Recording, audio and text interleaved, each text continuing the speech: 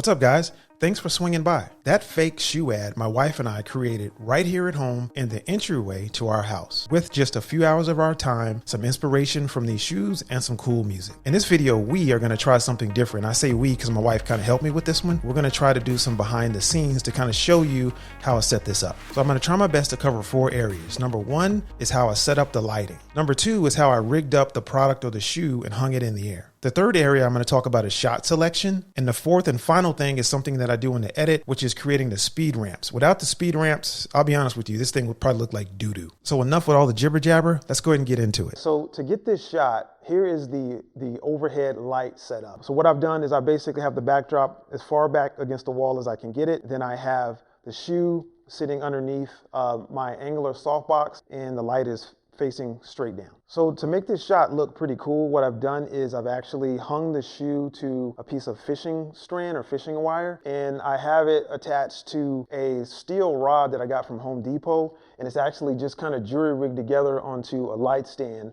It kind of looks like a fulcrum or some old school trebuchet from Braveheart, but it works. Ideally, it would have been better if I had a C-stand because it's a lot stronger, but I only have one C-stand, which is this light's attached to right now, so I kind of had to make something work. So with a little bit of ingenuity and some fishing strand and a trip to Home Depot, I kind of got this working. So this is how I kind of hung the shoe. And also to make sure that it's kind of hanging the way I want it to, I've got some batteries in there, some rechargeable batteries that I can move to the front or the back to make the shoe either flat or kind of lean forward. So the shot list is going to consist of 3 different things. I'm gonna have a beginning, a middle, and an end. The beginning shot is basically gonna be a push in. And what I'm thinking about is I'm gonna start out of focus and then go into focus. And then the middle shots are all gonna be either really close, tight shots of the different areas of the shoe. You got this cool bull here, and then the shoelaces, and there's a lot of texture on the shoe itself. That's gonna be the middle. And then at the end, I'm basically gonna do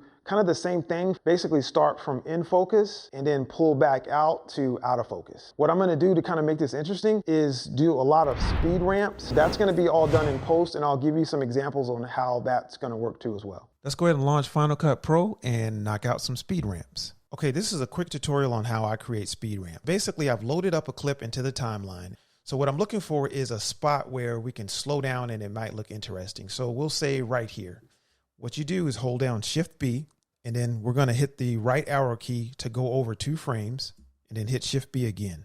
So what we've done now is we've actually created kind of a sandwich. We have 3 pieces where we can actually speed up the rate of this particular clip. So what we're going to do is we're going to grab this middle section here. This is going to be the slow part. We're going to drag this out to about 14%. So if I take the playhead back to the beginning or hit the space bar, you'll see that it's going at normal speed and it slows down right in the middle. So what we can do to make this a little bit more interesting, we're going to grab this bar here, which is the front part of the clip, and drag it to the left. So now that's going to speed that section up. And then we'll go and grab this bar that's in the back side of the clip and drag it to the left, and that speeds up the end. So now when we take the playhead back to the beginning and hit space bar, we have a fast section, slow, and then fast.